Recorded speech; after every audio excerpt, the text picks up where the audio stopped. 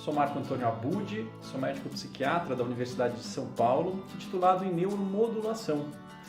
Hoje eu vou falar com vocês de um tema que, infelizmente, é muito prevalente, muito importante na vida de várias famílias, de todas as classes sociais pelo Brasil, que é o tema da dependência química, principalmente de cocaína e de crack.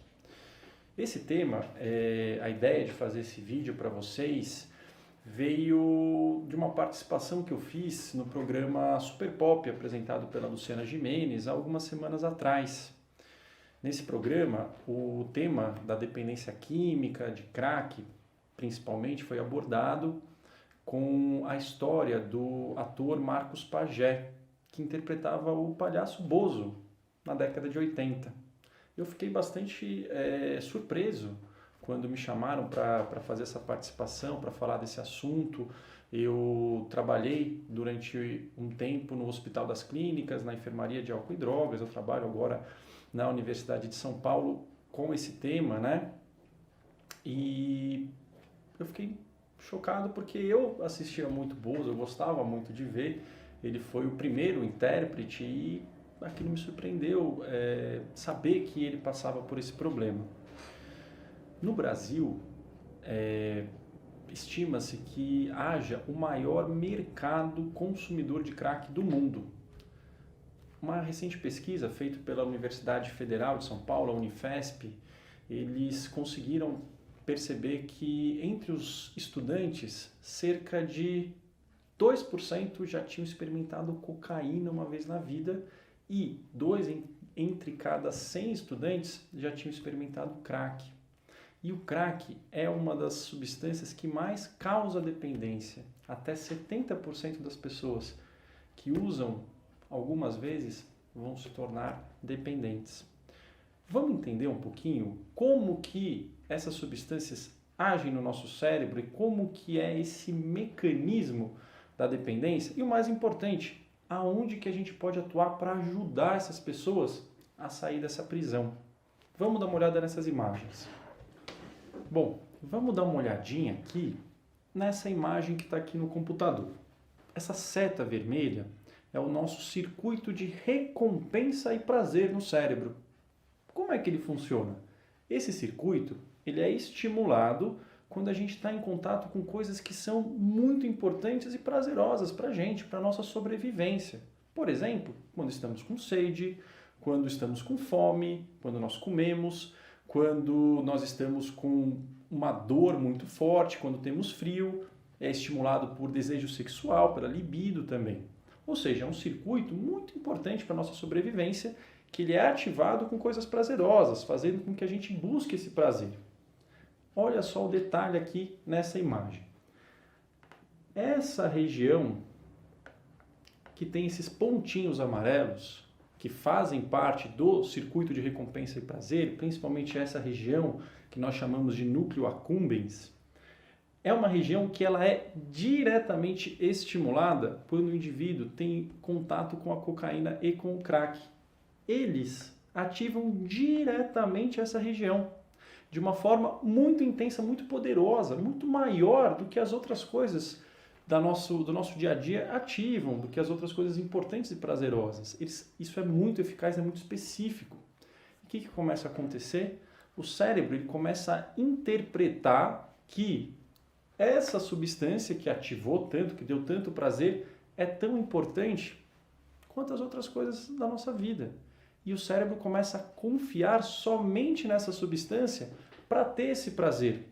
E o prazer das outras coisas vai diminuindo. Não tem tanta graça, não tem tanto reforço quanto essa ativação direta. Aqui é uma imagem de PET scan que é muito legal, muito ilustrativa. O que a gente observa? Aqui a gente observa a cada minuto como que é o metabolismo do cérebro depois que o indivíduo faz uso de cocaína. Aqui, no primeiro minuto, está aqui o metabolismo normal do cérebro. Terceiro a quarto minuto, a gente vê que começa a ativar aquelas áreas no centro do cérebro relacionadas ao circuito de recompensa e prazer. E a ativação ela vai aumentando. vai aumentando até que chega num pico aqui entre 7 e 8 minutos. Isso daqui, na verdade, é um usuário de crack. O crack é uma das drogas mais rapidamente absorvidas e que o efeito cai mais rapidamente. Quando o indivíduo ele fuma um cachimbo com uma pedra de crack, em média demora 10 segundos para aquela substância chegar no cérebro e o efeito dura, em média, 8, 10 minutos. A cocaína, tanto inalada quanto outras formas, também é muito rápida. Menos rápida que o crack, mas muito rápida. Em geral, a cocaína inalada ela demora cerca de 30 segundos para chegar no cérebro e o efeito dura em torno de 20 minutos. E olha só o que acontece quando o efeito passa. Ó, pode perceber que a ativação vai começando a diminuir, e não é só a área do circuito de prazer que começa a ser consumida. A ativação de outras áreas do cérebro, principalmente dessa área frontal, que é a área que controla os impulsos, que consegue se planejar, que consegue resolver os problemas. Olha como é que ela está depois de meia hora do uso. Está tudo diminuindo. Então, é como se a droga ela sugasse a capacidade vital, cerebral do indivíduo. Vamos dar uma olhada na outra imagem. Olha só que interessante e impactante essa imagem. Aqui, nessa primeira linha, nós vemos um cérebro de um indivíduo que não fez uso de substância. Ele está bastante ativo, bastante funcionante. Aqui é um usuário de cocaína que está há 10 dias sem usar. Ou seja, ele ficou 10 dias sem usar. Ele era um usuário crônico. Olha como é que está a função dessa parte aqui da frente. Está diminuída. Ou seja, a capacidade desse indivíduo de controlar os impulsos e lidar com situações difíceis na vida dele está diminuída. E uma vez que ele não consegue lidar com essas situações difíceis e sente muita fissura, o cérebro pede a droga, a chance dele recair é muito alta. E olha aqui, o mesmo indivíduo, depois de 100 dias sem usar cocaína. Melhorou aqui, não melhorou? Só que ainda está muito diferente do que é um cérebro de um indivíduo que não usou. Ou seja, o cérebro ele é capaz de se recuperar, ele é capaz de fazer novas conexões, só que para isso precisa de um tempo de abstinência. Os tratamentos, para essas condições, eles visam o quê? Ajudar a pessoa a lidar com a vontade que vem e ajudar a pessoa a estimular essas áreas da frente do cérebro, que vão fazer com que o indivíduo consiga conquistar outras coisas importantes. Coisas relacionadas à produção, coisas relacionadas a relacionamentos, a família, a filhos, a coisas que são valores na vida de todos nós. Que esses indivíduos também têm, só que eles são prisioneiros desse prazer. Tem um estudo muito legal feito lá no Hospital das Clínicas, lá no Instituto de Psiquiatria, que eles conseguiram estimular essa área, essa parte frontal, através da estimulação magnética. A estimulação magnética faz com que essas áreas fiquem mais ativadas, mais ricas. Isso faz com que o indivíduo consiga pensar mais antes de usar e controlar o impulso, ou seja, ele consegue decidir por não usar. Reduz muito a fissura. A gente observou nesse estudo que 80% dos pacientes tiveram uma redução importante de fissura.